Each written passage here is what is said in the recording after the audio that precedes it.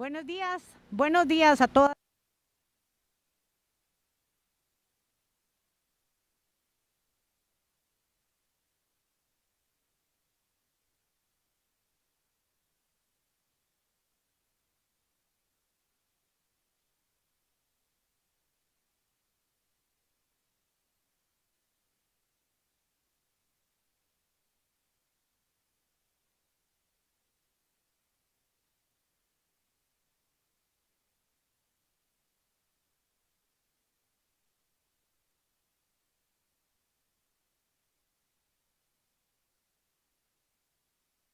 Aquí con nosotros. Buenos días, doña Saray. Un saludo, Norita, aquí estamos pues para acompañarlos, ¿verdad? En este ratito que vamos a estar aquí presentes. Muchas gracias. Y también contamos con la presencia de nuestro compañero Denis Solís, quien es secretario general de la organización. Buenos días, Denis. Sí, buenos días, Nora, doña Saray.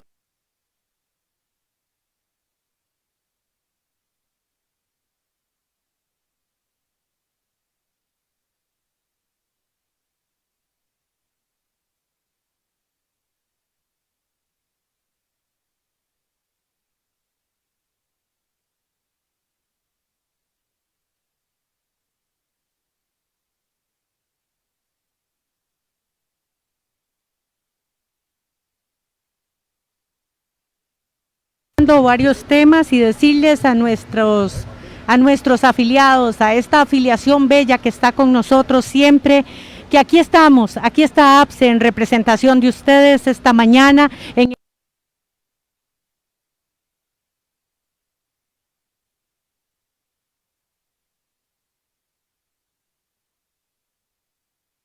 el marco de empleo público.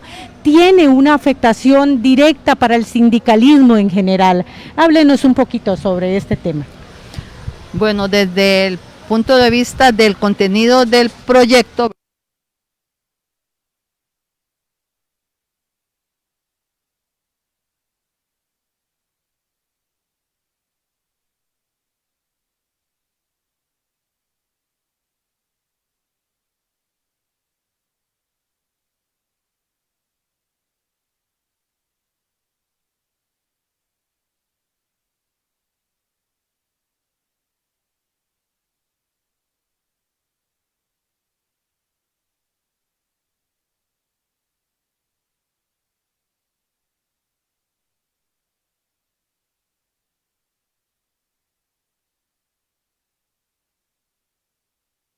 también esto afecta al sindicalismo,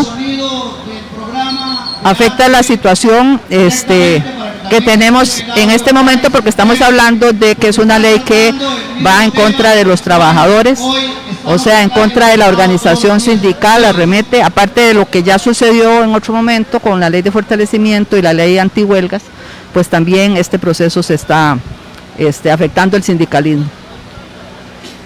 Y don Denis, tenemos un montón de años que tenemos una narrativa nacional de los poderosos que están hablando contra el sindicalismo. Hoy en este proyecto de ley marco de empleo público que está en la Asamblea Legislativa en discusión, nos están hablando de convenciones colectivas, que es un derecho fundamental. Háblenos un poco sobre eso y nuestra oposición a este tema. Sí, bueno, históricamente Costa Rica vergonzosamente es uno de los países que ha cercenado más el derecho al sindicalismo, especialmente en la empresa privada.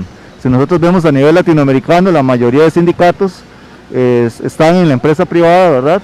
Pero en Costa Rica, prácticamente, usted en empresa privada, hablar de sindicalismo es motivo de persecución y de despido, algo que es vergonzoso para un país como el nuestro, que se jacta a nivel internacional de respeto de derechos laborales y derechos humanos. En el caso nuestro, ¿verdad?, tenemos la mayoría de sindicatos en el sector público, y son las luchas que se han dado en el sector público a través del sindicalismo las que han tenido los grandes logros, ¿verdad?, como clase trabajadora, que nos han cobijado a nosotros y que nos han puesto en un lugar importante, que han permitido el ascenso social, ¿verdad?, de muchas personas que tal vez en determinado momento vinimos de sectores muy humildes, y que tal vez podemos tener un ascenso social, poder estudiar, tener acceso a la Caja Costarricense de Seguro Social, poder ir a una universidad pública, por ejemplo, y sacar una carrera, entre otros, ¿verdad? Y que también muchas de las luchas que hemos dado han cobijado y han beneficiado también a sectores privados.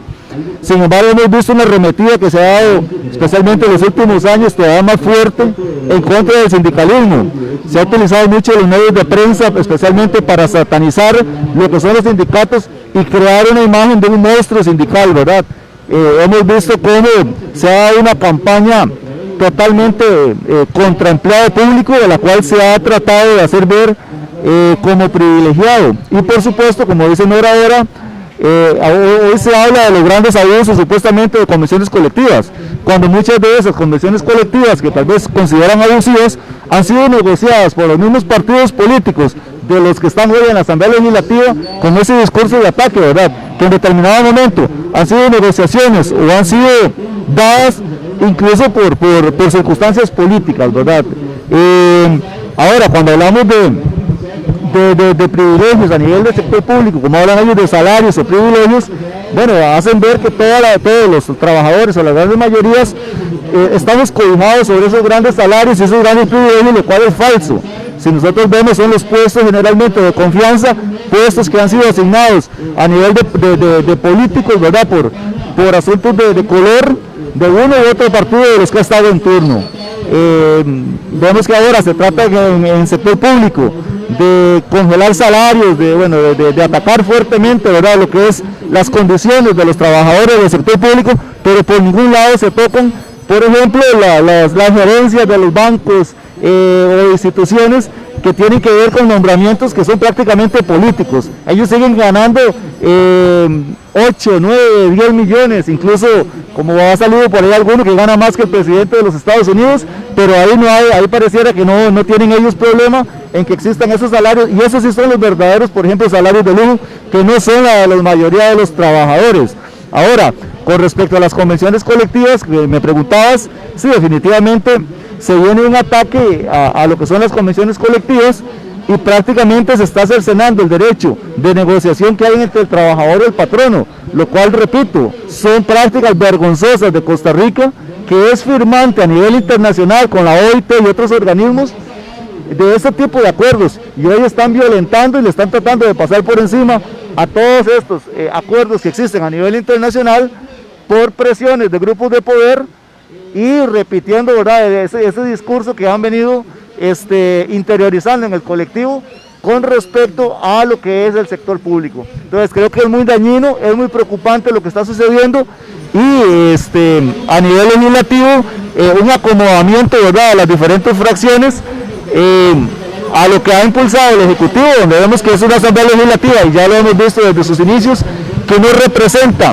ningún tipo de contra o oposición, ¿verdad?, al gobierno, como tal vez sucedió en otros momentos, sino que vemos que es un gobierno empresarial. Esto es un gobierno empresarial donde los colores políticos se han mezclado y simplemente son direccionados por los grupos económicos, los grupos de poder. Hemos visto ahí algunas cámaras como por ejemplo la UCAEB o Horizonte Positivo y otras que han aparecido por ahí, pero que al final de cuentas son las que están detrás del poder en este país, y estos de cada los diputados y las diferentes fracciones son órganos de resonancia y marionetas de estos grupos de poder que impulsan simplemente este tipo de agenda para favorecer sus intereses, y en este momento verá a las puertas de endeudar al país nuevamente con el Fondo Monetario Internacional, una organización que donde ha causado desastres.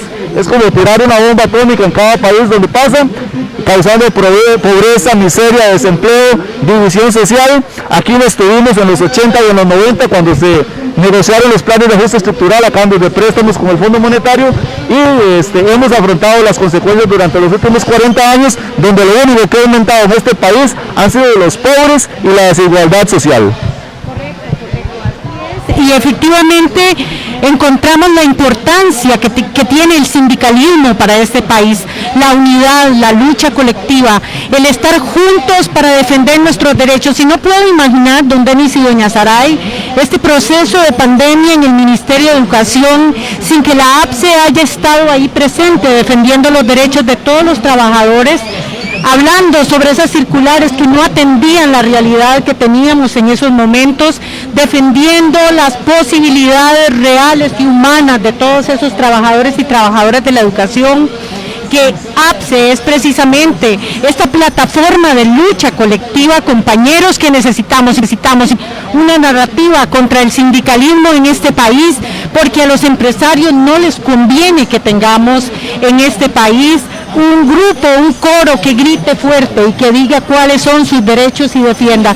Cuando los empresarios se apoderan del poder político, es el pueblo unido que puede entonces hacer la defensa de estos derechos. Y aquí está la APSE hoy, esta mañana, representando a toda su afiliación y diciendo que no está de acuerdo con este proyecto de ley. Doña Saray, no estamos solos esta mañana, aquí estamos en unidad sindical. Háblenos un poco de esa importancia de la unidad sindical.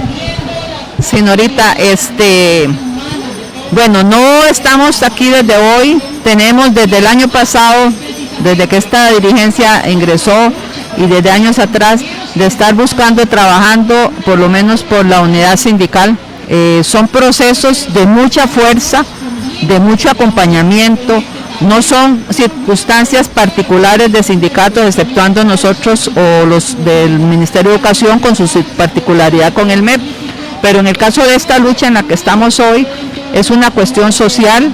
Entonces tenemos organizaciones sindicales que nos unimos, ¿verdad? El movimiento sindical y social en este momento con sindicatos de educación, sindicatos de salud, del Poder Judicial, y ha sido muy interesante toda esta semana que hemos estado, ¿verdad? Porque han venido participando unos y otros y en los diferentes días. Es un esfuerzo muy grande para la gente que está trabajando, estar aquí presente, ¿verdad? Y es un esfuerzo de las organizaciones, pues hacer este espacio, esta presencia, lleva toda una organización, toda una unidad, ¿verdad? Esa unidad que es la que genera fuerza, los trabajadores lo que generamos es la fuerza de todos juntos, esa es la parte que es importante, ¿verdad? No son como los empresarios, que es varias empresitas ahí, no, tan chiquititas no, ¿verdad? También grandes, se unen su capital. Nosotros que unimos la fuerza de cada uno de nosotros como trabajadores. Y aquí estamos entonces presentes, haciendo la fuerza ante la Asamblea Legislativa por la situación específica en este momento del proyecto de ley, pero que nos permite pues poder montar estos espacios, poder tener aquí gente presente, hacer que en la Asamblea Legislativa se nos escuche, porque eso es importantísimo, ¿verdad? La fuerza de uno junto con los demás es lo que hace valer. Entonces aquí estamos hoy, tenemos gente de las municipalidades, tenemos gente de los otros sindicatos de educación, de salud, del INS, hemos tenido también de las universidades. Entonces aquí estamos presentes, unidos como organizaciones, y vamos a tener aquí otras personas representantes de los diferentes sindicatos que nos van a acompañar en esta mañana para que vean que estamos unidos y que es una voz la que tenemos que hacer oír. Efectivamente, y para los compañeros que se están uniendo en este momento, decirles que estamos acá, diagonal a la Asamblea Legislativa, diciéndole no a ese proyecto de ley marco de empleo público y diciéndole que esos proyectos de impuestos, excusas para la firma de un convenio, de un préstamo con el Fondo Monetario Internacional, son nefastos para nuestra clase trabajadora. Y estamos aquí en representación con nuestra gente, con la gente de nuestra clase, para decirle al pueblo que solamente unidos podemos hacer esta representación y ser escuchados. Pues, don Denis, este proyecto de ley marco de empleo público no solamente afectará a la clase trabajadora del sector público. Díganos, cuéntenos un poco cuál es la afectación que también tiene en el sector privado, porque no podemos olvidar el nivel de solidaridad de clase que el sector público tiene con otros sectores. Sí, en realidad es muy grave porque se ha hecho creer, como les decía anteriormente, que los que trabajamos en el sector público somos privilegiados y utilizan una campaña masiva, fuerte, para echar a pelear al sector público y al sector privado, ¿verdad? En este momento, las afectaciones que va a tener el sector público con este congelamiento salarial por un montón de años, por supuesto que va a afectar directamente el bolsillo del trabajador del sector público. Pero recordemos que el sector público y el sector privado nos necesitamos mutuamente. Acá nosotros como trabajadores del sector público, con este congelamiento salarial, por supuesto que vamos a tener un deterioro de nuestras condiciones económicas, una pérdida de poder adquisitivo. En este caso, es lógico que a lo largo del tiempo vamos a tener que priorizar en qué vamos a gastar nuestros recursos, en qué vamos a gastar nuestro salario, y eso se va a hacer un efecto dominó que va a repercutir en el sector privado, especialmente en los pequeños y en los medianos. La persona de la pulpería, de la zapatería, el que tiene un pequeño negocio, lo que nos ayuda en la casa, por ejemplo, por supuesto que todas esas personas van a tener una gran afectación. Y es mentira que recortando el sector público, que quitando derechos laborales, la situación de este país va a mejorar. Lamentablemente hemos visto durante décadas de neoliberalismo en nuestro país, cuando impulsan algún tipo de medida, ¿verdad?, que va a favorecerlos netamente a ellos, y ponen un escenario desastroso. Recordemos en los 80 y los 90 los planes de ajuste estructural. Si los planes de ajuste estructural no se aprobaban, el país se iba a hundir, y al final de cuentas los únicos que fueron beneficiados fueron los grandes y las grandes transnacionales. Cuando se fue el caso del Tratado de Libre Comercio, si el Tratado de Libre Comercio no se aprobaba, este país se iba a hundir. Luego tuvimos la reforma fiscal, si la reforma fiscal no se aprobaba, este país se iba a hundir. Ahora, la ley de empleo público y toda esa serie de proyectos nefastos, regresivos en materia laboral y en materia económica para el país, nos salen con el mismo cuento, que si no se aprueban esos proyectos, no vamos a tener el préstamo con el Fondo Monetario Internacional, y otra vez nos vienen a proponer un escenario catastrófico. Lamentablemente vemos cómo las mismas medidas se han venido repitiendo durante décadas, y lo único que aumenta en este país son los pobres, la desigualdad y el desempleo. Es hora de decir alto, debemos tomar nuevas medidas. Creo que las organizaciones sociales y los sindicatos hemos sido responsables durante años proponiendo medidas para atacar los problemas estructurales del déficit fiscal de este país, los cuales son la evasión, la elusión y la corrupción. Pero ahí esos diputados de la Asamblea Legislativa han engavetado todos esos proyectos, no han tenido la voluntad política para castigar al evasor, para perseguir al elusor y para cerrar esos portillos que tienen de alcahueterías, para que los corruptos sigan saliendo impunes de los diferentes tribunales. Y creo que un día de estos vimos uno reciente, ¿verdad?, donde varios tipos acá salieron impunes por falta de pruebas. Hay una serie de bufetes, ¿verdad?, que son especialistas, abogados especialistas en ayudar a empresas evasoras, y siguen ahí pendientes. En las mesas de diálogo hubo medidas que se tomaron en cuenta para atacar estos problemas, que son problemas estructurales, pero en la Asamblea Legislativa los han engavetado todos esos proyectos y no han tenido la voluntad política. Esta Asamblea Legislativa pasará a la historia como una de las peores asambleas legislativas, si no la peor, totalmente alineada al Ejecutivo. Una Asamblea Legislativa que responde únicamente a lo que dictan las cámaras empresariales y los grupos de poder en este país. Próximamente los partidos políticos representados por estos malos representantes del pueblo llegarán a tocarnos las puertas para las próximas elecciones. Compañeros trabajadores y pueblo costarricense, debemos tener memoria histórica, porque esta memoria histórica la tenemos que cobrar. No podemos seguir apoyando, y es inconcebible que un trabajador del sector público, que un trabajador pueblo costarricense vaya a apoyar próximamente en elecciones a estos tipos que nos han dado la espalda y que han traicionado al pueblo costarricense que los eligió, y que han venido acá desde que ingresaron simplemente a gobernar y a legislar a favor de una minoría empresarial, de ese pequeño grupo de ricos y millonarios que hay en este país, y han traicionado al pueblo costarricense. Así es, don Denis, y no solamente es que están gobernando para los empresarios, sino que en este momento tenemos en corriente legislativa el proyecto de ley marco de empleo público que atenta contra la clase trabajadora, doña Saray, no solamente del sector público, sino también contra la pequeña empresa, porque no podemos olvidar el nivel de solidaridad que el empleado público tiene con su comunidad. ¿Por qué no decirlo que en nuestras instituciones se verán afectados los estudiantes a los que les ayudamos con las fotocopias? ¿Por qué no decirlo que habrá estudiantes a los que los docentes y trabajadores de la educación les ayudamos a comprar sus anteojos porque no tienen una buena visibilidad?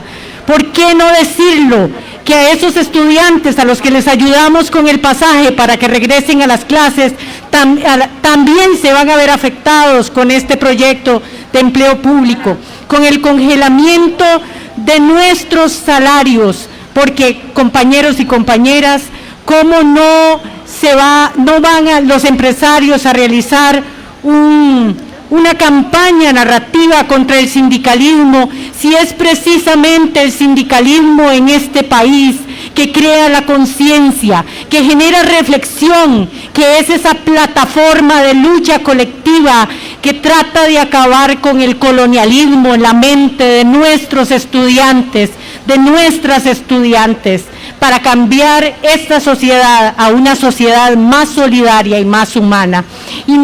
Y tengamos en cuenta, como nos decía don Denis, que las próximas elecciones, estos señores políticos llegarán a tocar las puertas. Tenemos que tener claro de qué lado estaban cuando gobernaban. Y le damos la bienvenida a nuestra compañera Sofía Guillén, economista. Bienvenida, Sofía, por estar con nosotros. Gracias esta mañana. Hola, hola Nora, doña Saray y a quienes nos acompañan. Gracias por el espacio también. Doña Saray, quizá es importante también mencionar un poco quiénes son las personas que están con nosotros en esta manifestación, quiénes son los sindicatos que son parte de esa unidad sindical. Bueno, aquí tenemos compañeros del sector educación, compañeros de ANDE, APSE, SEC, tenemos compañeros de salud como los de UNDECA, tenemos también las centrales de trabajadores, ¿verdad? La CGT, la Rerum Novarum, ellos están con nosotros. Hoy llegaron compañeros de la Unión Nacional de Trabajadores, representados por los de las municipalidades. Aquí tenemos trabajadores de la municipalidad. En este momento, vamos a ver si no se me queda alguien más afuera de los que están por aquí. La Universidad Nacional, sí, hemos tenido la representación aquí, la unión de las universidades. Ayer tuvimos a los compañeros de la Universidad Nacional y algunos de la UCR, hemos tenido también del Tecnológico, de Afitec, y hoy tenemos también compañeros de la Universidad Nacional con buenas representaciones. Entonces, estas son algunas de las que están por aquí, ¿verdad? Y tenemos pues también por ahí, creo que vi los compañeros de UPINS también, que son del INS. Y aquí estamos, los que estamos ahorita, pero detrás de nosotros hay también otros sindicatos, ¿verdad? Tenemos, por ejemplo, sindicatos del magisterio, también a los de SINAPRO, sindicato de orientadores. Tenemos los compañeros de los de UCEPA, que son de conserjes, también ADEM, que es de administradores, ¿verdad? Entonces, aquí tenemos también gente del Magisterio en Acción, se llama este colectivo.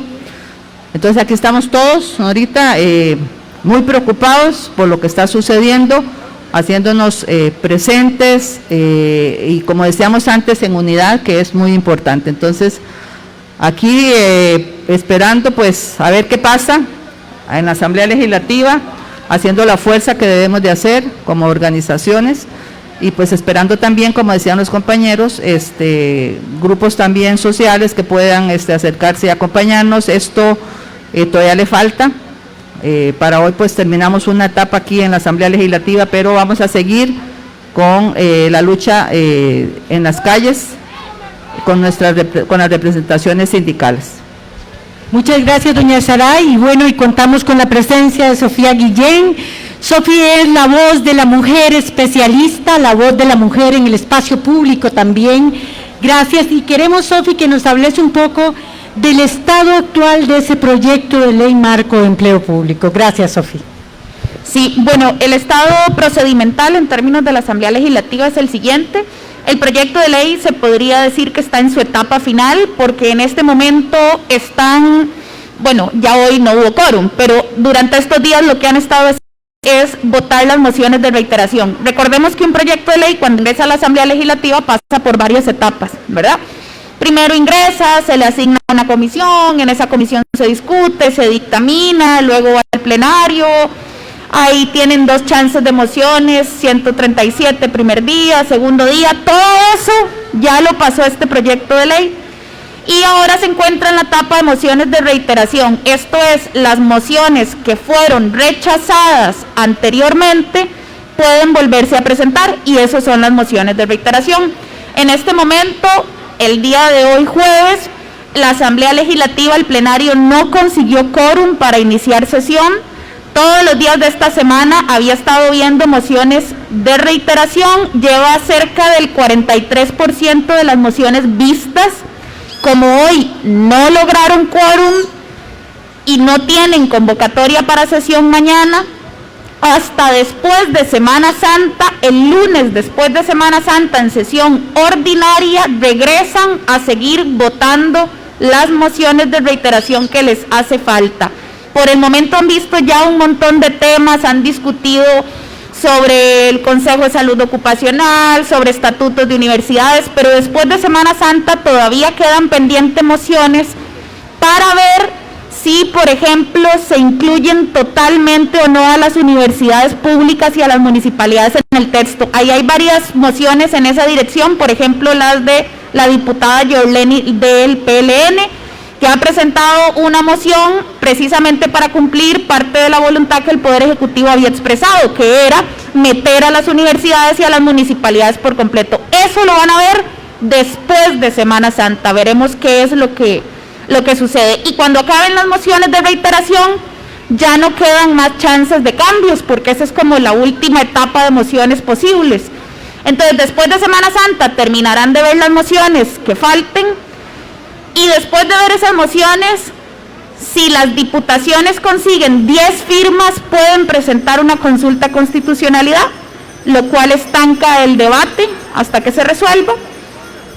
Tienen un mes, si mal no recuerdo, y si no pueden conseguir las 10 firmas, entonces inmediatamente pasan al primer y segundo debate y se hace ley o se desecha. Es decir, está en la recta final de las finalísimas, ¿verdad? Gracias, Sofi, por esta explicación. Y por supuesto que estamos acá en el Parque Nacional, diagonal a la Asamblea Legislativa, en este nuevo espacio, esta construcción antidialógica. Pero estamos aquí representando a la APSE para decirles que no estamos de acuerdo con el proyecto de ley marco de empleo público, que las propuestas son nefastas para la clase trabajadora, y que estamos en oposición rotunda, pero también hemos hecho propuestas para que haya una manera de atender la crisis fiscal sin afectar a la clase trabajadora. Pero esos proyectos, Sofi, están engavetados en la Asamblea Legislativa. El proyecto que tenemos ahora en corriente legislativa, la Ley Marco de Empleo Público, afecta directamente a nuestra clase trabajadora. Y esa es la molestia que tiene el pueblo. Por eso el pueblo se une para decir que no estamos de acuerdo con este proyecto y que nos vamos a oponer en plataforma sindical, unidos al pueblo, porque este proyecto no solamente afecta al empleo público, también afecta al resto de la población. Sofi, y también estamos aquí en oposición a esos proyectos de ley que son excusa para aprobar ese préstamo con el Fondo Monetario Internacional. Hay varios proyectos de ley, Sofi, tal vez nos puedes hablar de forma general de esos proyectos, pero antes quiero saludar a nuestra compañera Ariana Grau, quien es la coordinadora de nuestra escuela sindical, la formadora de nuestra afiliación en términos sindicales.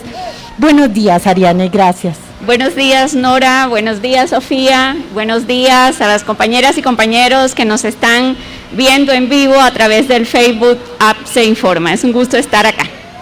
Gracias. Muchas gracias, Ariane. Sofi, háblanos de esos proyectos, por favor. Claro, con todo gusto, Nora. Ciertamente hay que recordar que el proyecto Ley Marco de Empleo Público, el expediente 21.336, que hoy nos convoca acá, es uno de 10 proyectos de ley que forman parte de un paquete de negociación con el Fondo Monetario Internacional, ¿verdad? Es decir, aparte de este proyecto de ley hay otros 9 que están siendo tramitados en la Asamblea Legislativa y de los que casi no se habla, y que después de terminado el proceso con empleo público seguirán siendo tramitados y tendríamos también que estar alerta sobre lo que sucede ahí. ¿Cuáles son esos proyectos de ley que forman parte del paquete de negociación con el Fondo Monetario?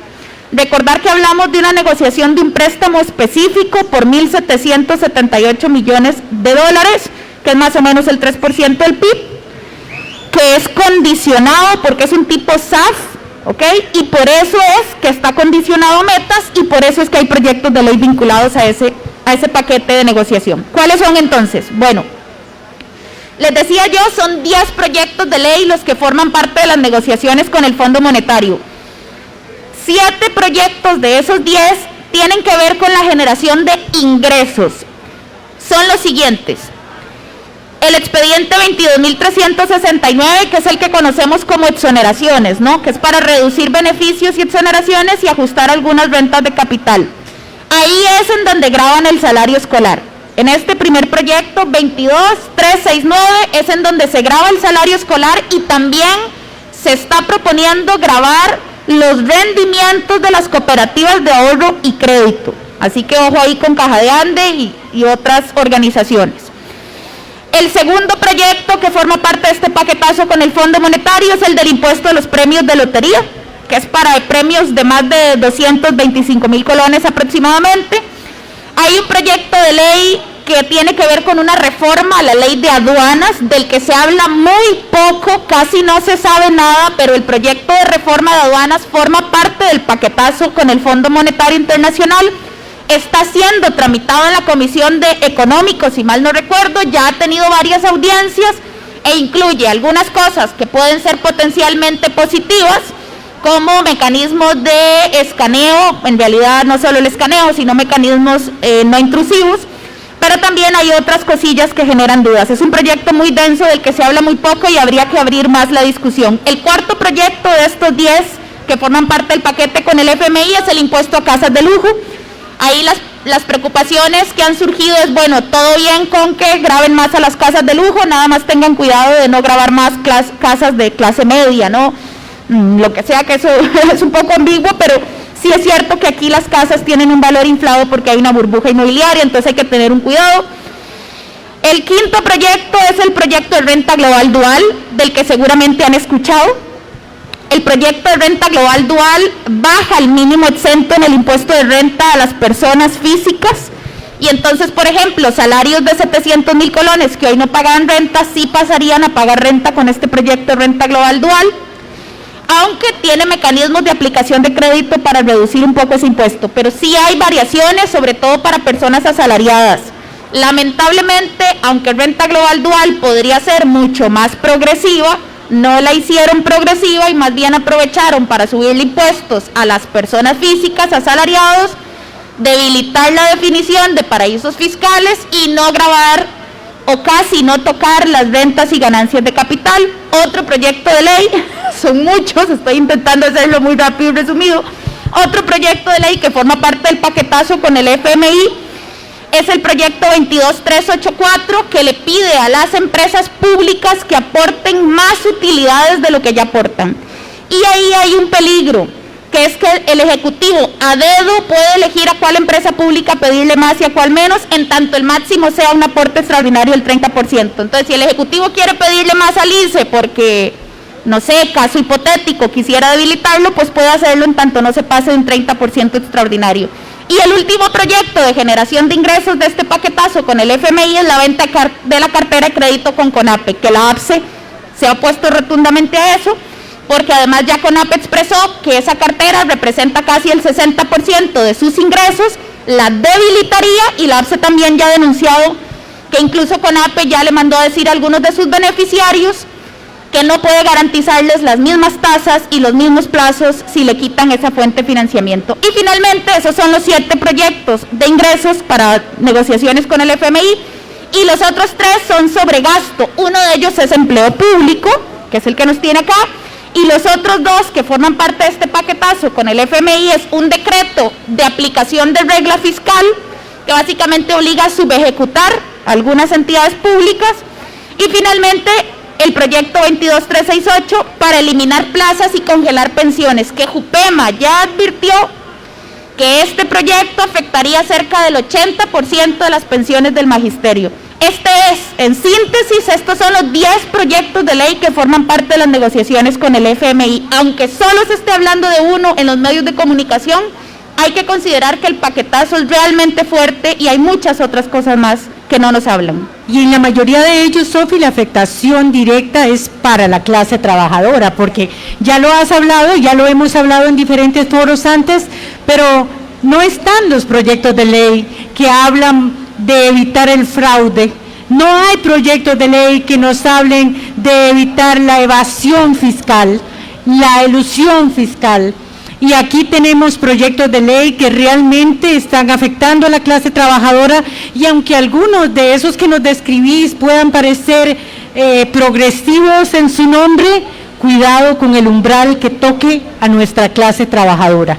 Entonces, definitivamente es fundamental que tengamos en cuenta que estamos aquí luchando frente a la Asamblea Legislativa para decirle no a estos proyectos de ley que se esconden bajo la gran sombrilla de excusa para la aprobación de este préstamo con el Fondo Monetario Internacional, y que esconden realmente una afectación directa para la clase trabajadora y una protección de una clase empresarial en este país. Bueno, y le damos la bienvenida al compañero don Omar Fonseca, fiscal del SEC. Bienvenido a este foro. Qué gusto, muy buenos días a todos ustedes, compañeros de APSE. Mi saludo fraterno a la afiliación de APSE de todo el país. En solidaridad como sindicato de la educación, estamos acá en lo que nosotros decimos la clase trabajadora. Somos clase trabajadora y como tal debemos ser solidarios, debemos ser unidos.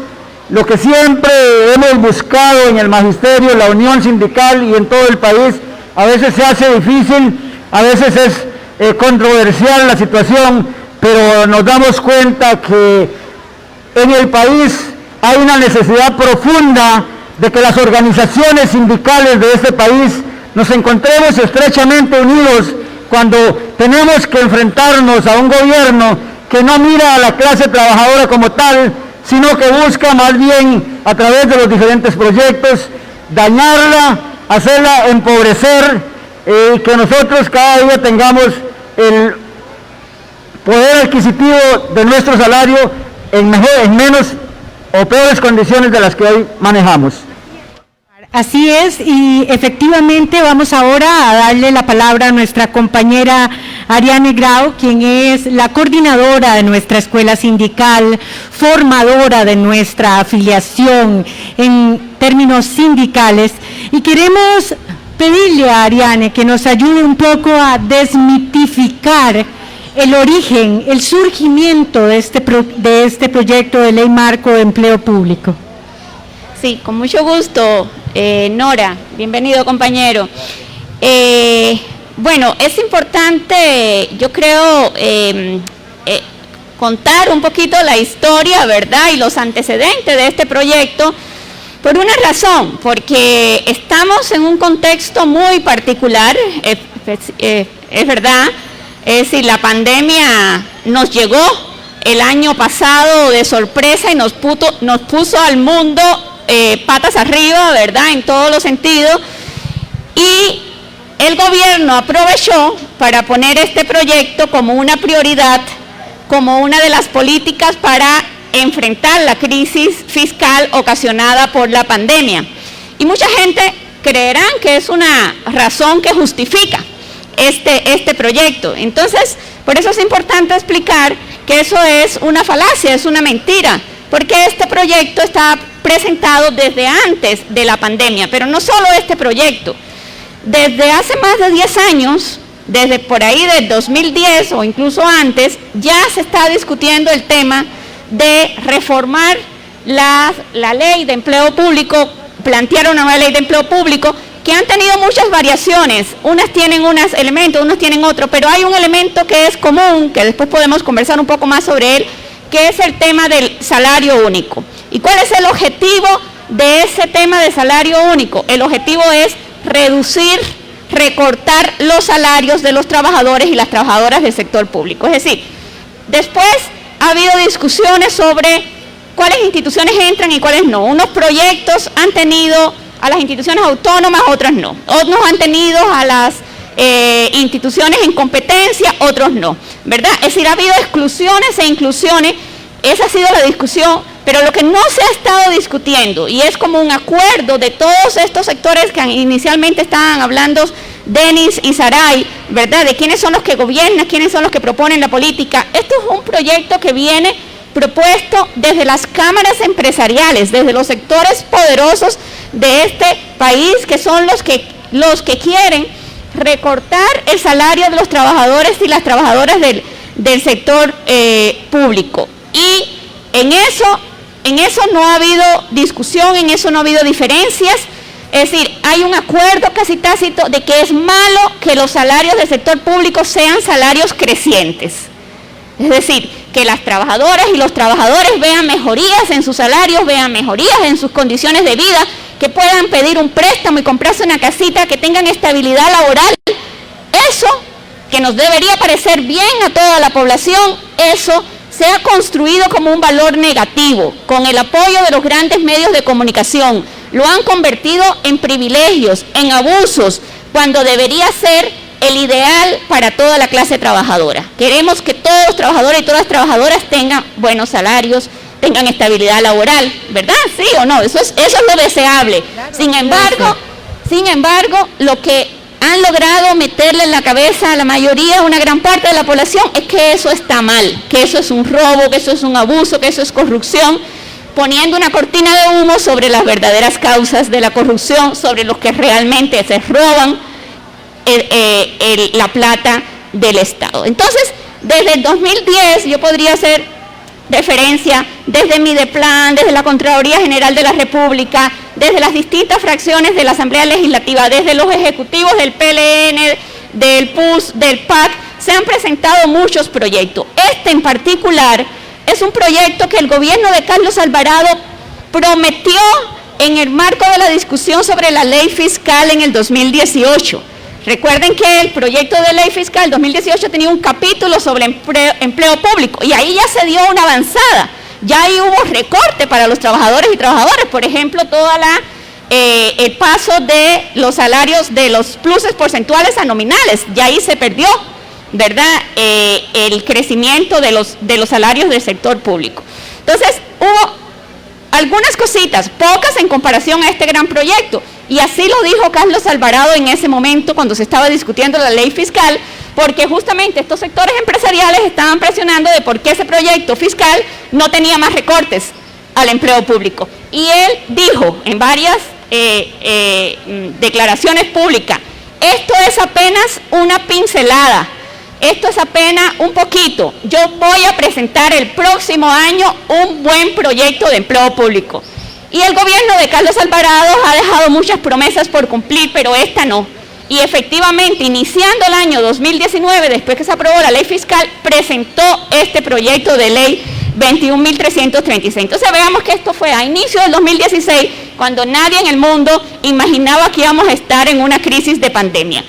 Después ese proyecto se sacó de la Asamblea Legislativa, regresó en noviembre del 2019, y en el 2020, cuando se dio la declaración de emergencia sanitaria por la pandemia, por aquí tengo la anotación, la UCAEP el 10 de marzo estaba haciendo una propuesta de cómo enfrentar la crisis fiscal, y ahí sacó su agenda de hace 10, 15 años, donde se incluye flexibilidad laboral, donde se incluye la reforma del INA, donde se incluye la privatización de varias instituciones públicas y donde se incluye empleo público. Y le dijo, esta es la agenda, esto es lo que usted tiene que hacer, presidente, para enfrentar esta crisis. Y el gobierno la tomó, como toma todos los proyectos de las cámaras empresariales, y inmediatamente lo puso como un proyecto de prioridad, que por eso tenemos ahora la Asamblea Legislativa solo discutiendo el proyecto de empleo público. ¿Ves? Pero eso es lo que es importante de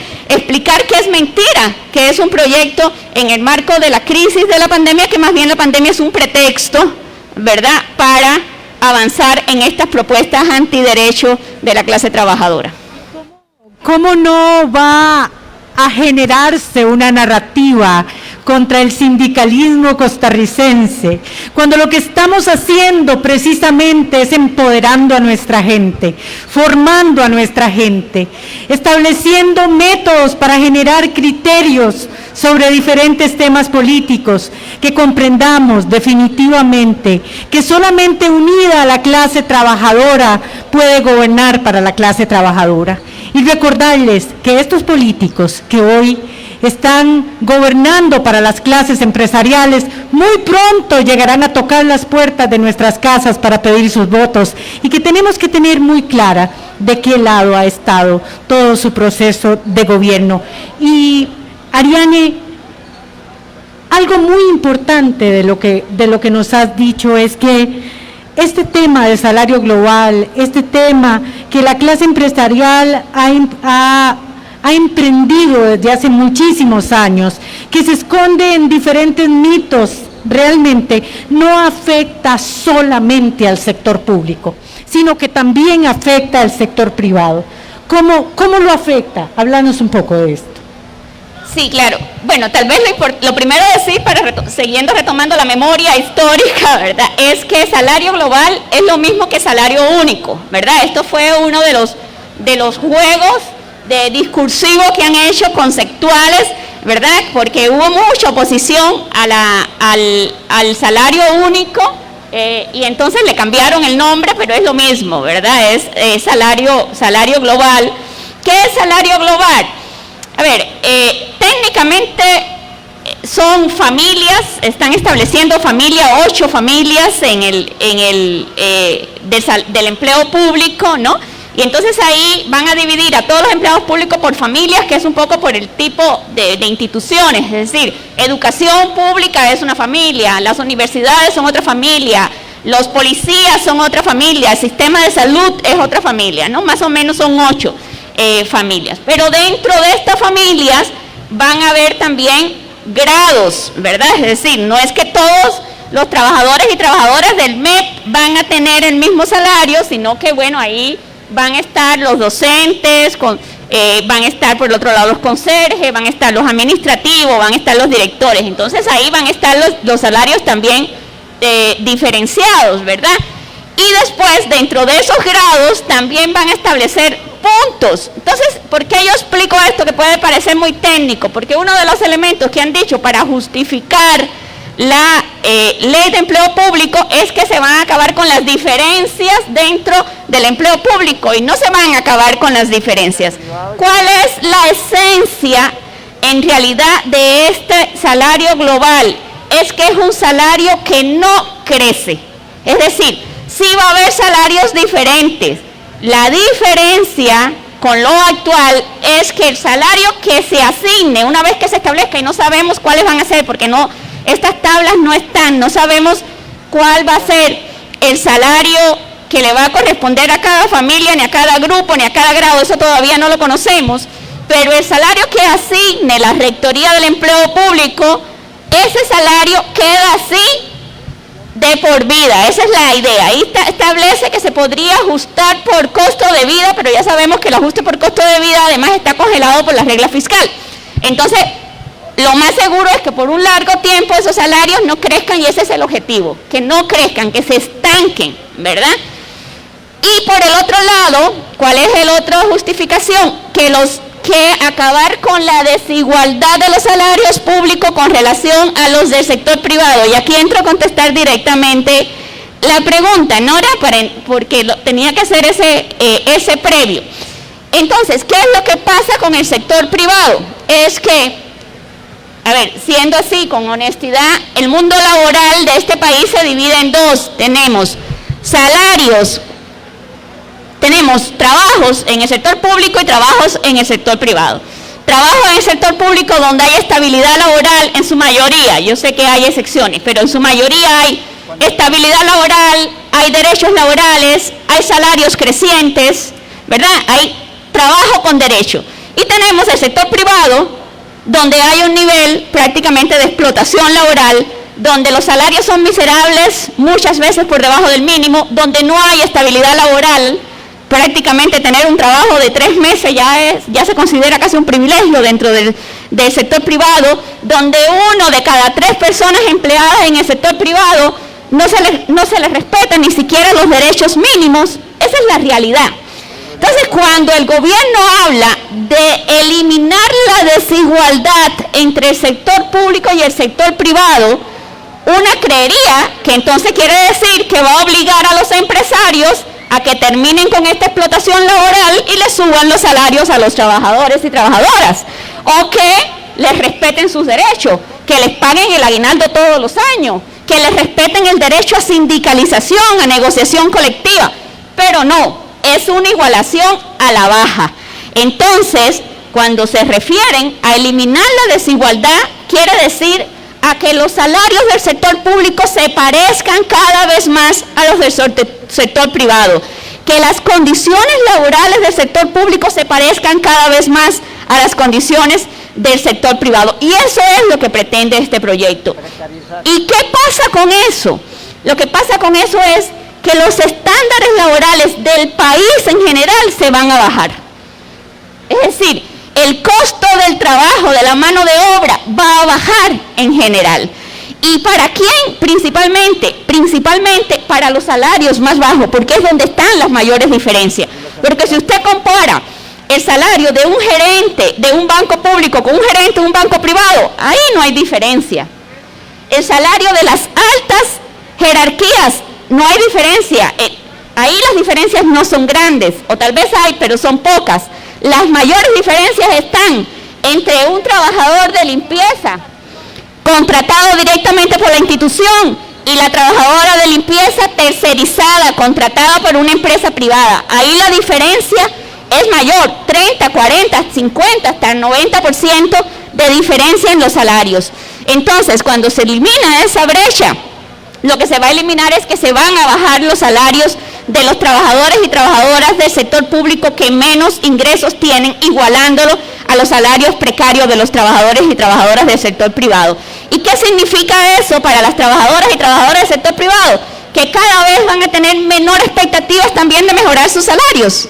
Porque si hay salarios mejores, aunque estén en el sector público, es un solo mercado laboral, podemos seguir luchando para que los salarios del sector privado aumenten. Pero no, ahora no van a aumentar, porque si bajan los del sector público, esto es una carrera hacia el fondo, así nosotros lo hemos explicado muchas veces.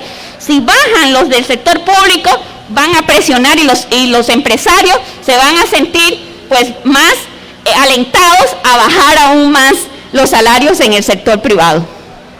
Muchísimas gracias, Ariane, por esta explicación, y nos queda clarísimo que estos proyectos de ley, entre los cuales se encuentra la Ley Marco de Empleo Público, tratarán de precarizar, de bajar, reducir la calidad de vida de la clase trabajadora en Costa Rica.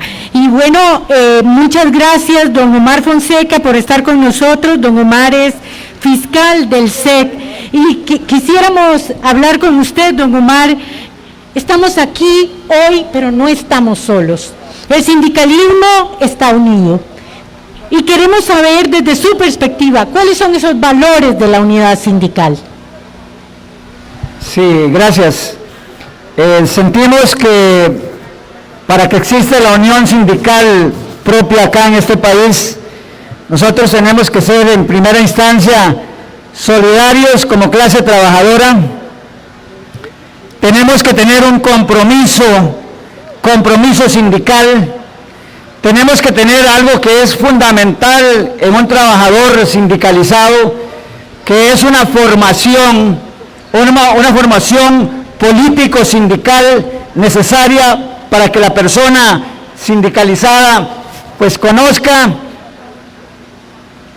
de la lucha de la clase trabajadora y que entonces tenga una visión amplia de por qué estamos sindicalizados, por qué somos parte de un sindicato, por qué es necesario la solidaridad, la unión y mantenernos siempre en ese grupo de trabajadores en defensa no solamente de nosotros como trabajadores propiamente, sino también en defensa de la clase más desposeída, la clase más maltratada en los países, que siempre va a ser la clase que recibe los salarios más bajos, los trabajadores que tienen las condiciones más pobres de los países. Hacia eso es que va el sindicalismo, a defender los derechos de la clase trabajadora de manera solidaria y de entender que es un grupo, que somos una clase trabajadora y que no solamente somos nosotros, sino son nuestras familias, las personas allegadas y ese conglomerado de trabajadores que día a día está aportándole al país su cuota de colaboración para poder sobrevivir. Digo yo en este momento que ahora, si estos proyectos de ley pasan, nuestros salarios nos van a alcanzar, yo creo que no para vivir, sino solamente para sobrevivir, porque va a ser una precarización de los salarios, las condiciones de lo que nosotros llamamos seguridad social empobrecerse, y estaremos en condiciones que no queremos, y por eso es que estamos aquí, por eso es que seguimos luchando, y aunque la gente nos ve extraños en la calle y diga que no somos trabajadores, que hoy estamos perdiendo el tiempo no se pierde cuando las luchas que estamos dando son justas, porque queremos lo que es justicia social para un pueblo trabajador, un pueblo honrado, para trabajadores que hoy pagan sus impuestos y no eluden, como así eluden los grandes empresarios en este país, como así los grandes millonarios tienen tanta influencia en la asamblea como no lo tenemos nosotros. Pero seguimos en esta lucha, compañera y compañeros de APSE, y no podemos dejar de estar unidos. Hoy hago un llamado vehemente a todas las organizaciones, no solamente sindicales, sino de trabajadores en este país, que seamos solidarios, porque la lucha es para beneficio de todos, no es para unos cuantos, y por eso nosotros seguimos acá y les digo, adelante compañeros y compañeras, porque esto no ha terminado y la lucha sindical siempre va a existir, siempre que existamos nosotros como trabajadores unidos. Así es, don Omar, muchísimas gracias por su participación. APSE también ha apostado por la unidad sindical y en las estrategias de lucha para empoderar a nuestra clase trabajadora, a nuestra afiliación, hemos apostado por estos procesos de formación, por este apoyo de los especialistas que nos explican algunos temas que nos permiten empoderarnos, conocer las leyes, conocer la realidad de este país. Muchísimas gracias, don Omar, y le damos la bienvenida a nuestro compañero Bernal Ábalos, quien pertenece al sindicato de UPIN, sindicato del Instituto Nacional de Seguros.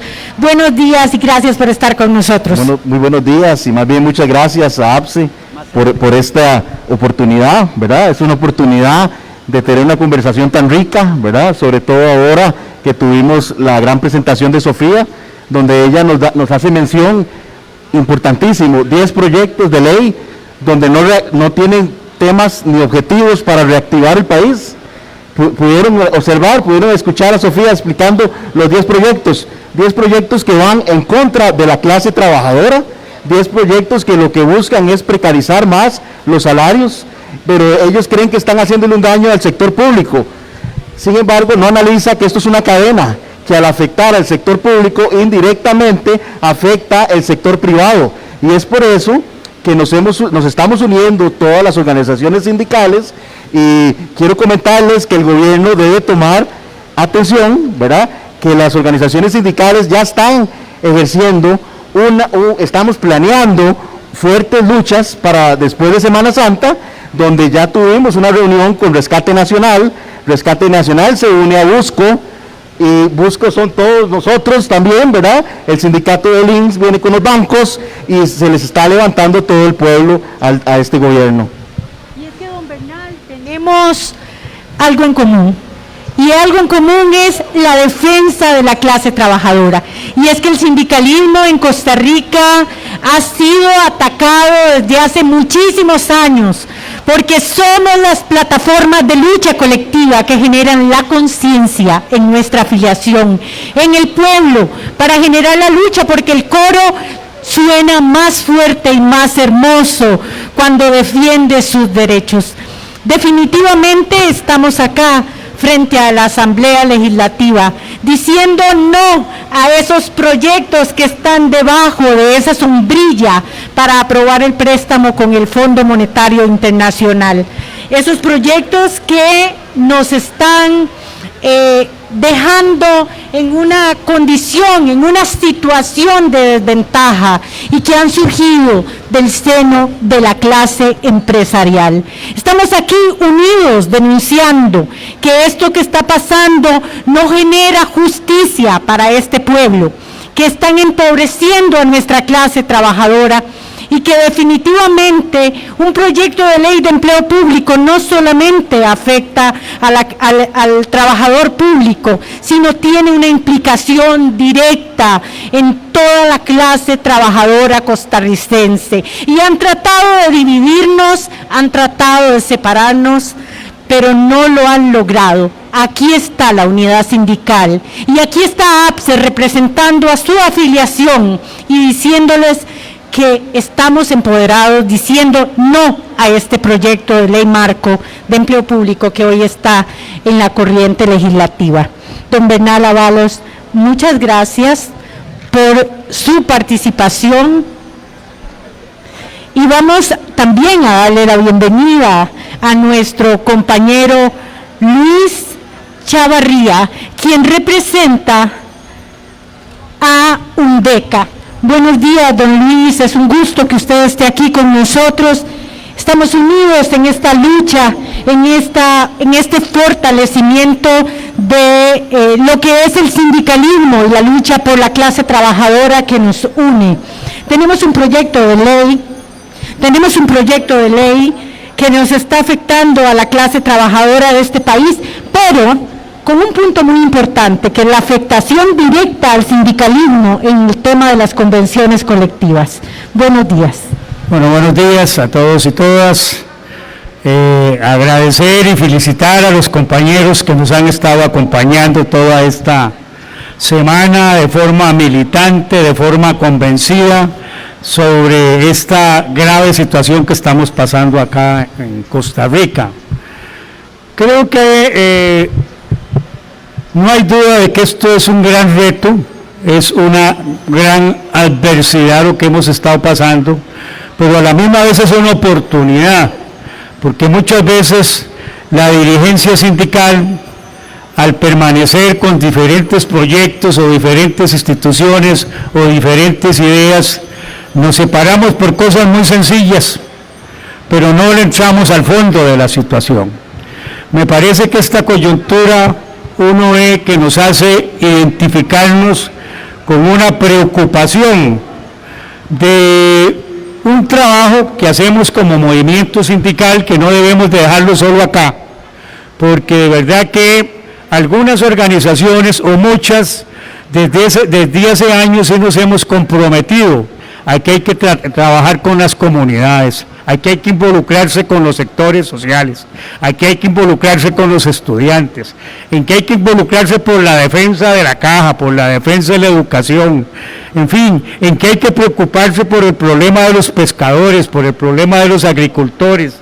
Y creo que eso en muchos años quizás no supimos leer, digamos, lo que ya se venía construyendo por parte de esta clase política. Y ahí creo que este reto es una oportunidad que debemos de retomar muy en serio.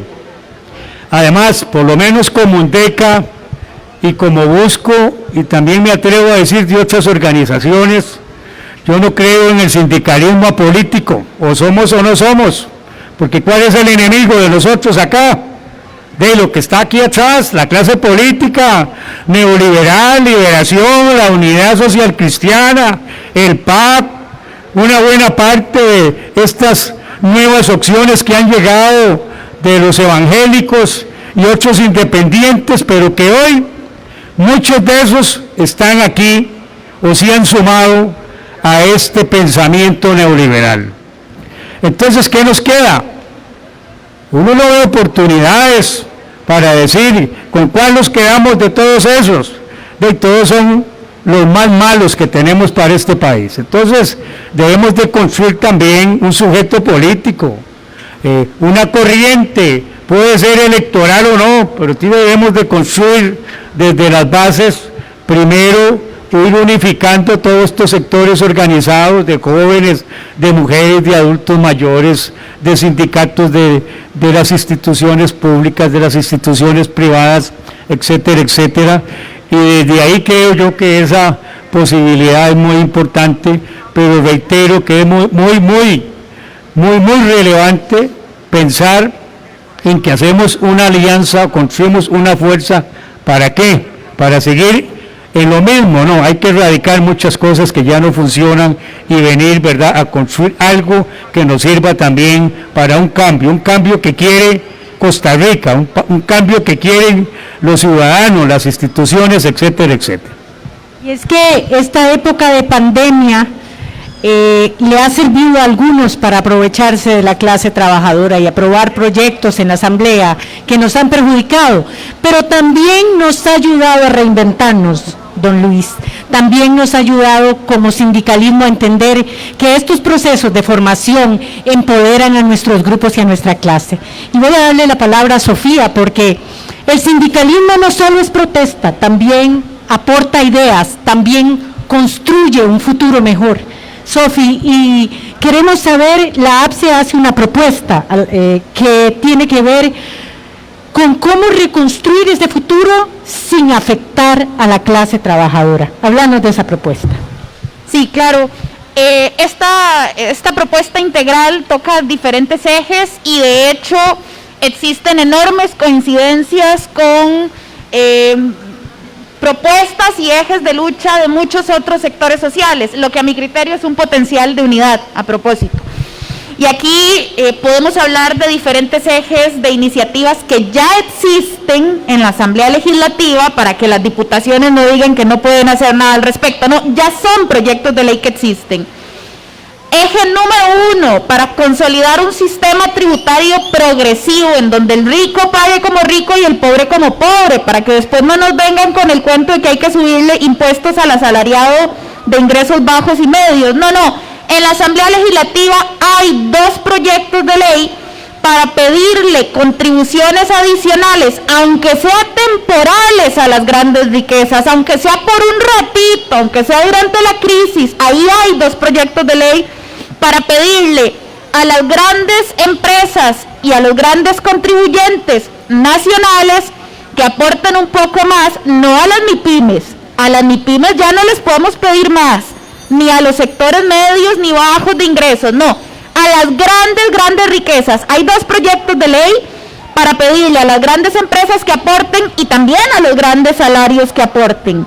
Digo, porque sí hay altos salarios en el sector público y privado, lo que pasa es que no son los de la gente de a pie, son los de las juntas directivas de los bancos públicos o los de los grandes empresarios que en realidad sus rentas son de capital y provienen de otro tipo de inversiones. Entonces, en la Asamblea Legislativa hay proyectos de ley para pedirle a las grandes riquezas que aporten. Hay un proyecto de ley para consolidar un sistema de renta mundial. Tiene 16 firmas y más de un año de estar en la Asamblea Legislativa circulando y no se habla de eso, no avanza, no hay vía rápida, no hay sesiones extraordinarias para que eso camine. La renta mundial es una de las recomendaciones de la investigación de los Panama Papers, porque permitiría combatir mucho mejor la evasión y la elusión fiscal, y es la razón de que algunos sectores corporativos se opongan a que siquiera se hable, siquiera se nombre la renta mundial. Bueno, hay un proyecto de ley con 16 firmas para eso. También hay iniciativas para mejorar el uso de los fondos públicos y el gasto, porque a nosotros y a nosotras sí nos interesa que los fondos públicos se usen bien. Es una mentira que algunos sectores nos acusen de que no nos importa. Claro, queremos que los fondos públicos se usen con ética. Y en la Asamblea Legislativa ya existen proyectos de ley anticorrupción. esos no están en discusión. Lo que estas diputaciones tienen en discusión es un proyecto de ley como empleo público para desbaratar convenciones colectivas, empobrecer salarios, congelar plazas, congelar salarios, pero los proyectos para garantizar ética en la función pública no los hacen avanzar. Y voy a mencionar solo 3 para que vean que no estoy hablando por hablar. Expediente 20.604 para obligar a que los altos mandos de la función pública transparenten sus patrimonios y nos digan cuáles son sus intereses ocultos. Expediente 19.439 para que los criterios de la Procuraduría de la Ética sean vinculantes, se fortalezcan sanciones. Hace un mes y medio, en enero, esta Asamblea Legislativa enterró el proyecto que habría impedido que los delitos de corrupción prescriban. Pero no es que les interesa la eficiencia del gasto público, no, ellos van por otra cosa. Iniciativas hay, y aquí podría hablar yo un gran rato, pero lo cierto es que ahí están pendientes la lista de proyectos de ley antifraude fiscal y anticorrupción desde hace mucho rato. Bueno, y precisamente estamos aquí para decirle a nuestra afiliación, para decirle a nuestra gente, la gente que nos acompaña acá, que el sindicalismo es eso, es lucha, es convicción, es estudio y es propuesta. Muchas gracias por estar con nosotros.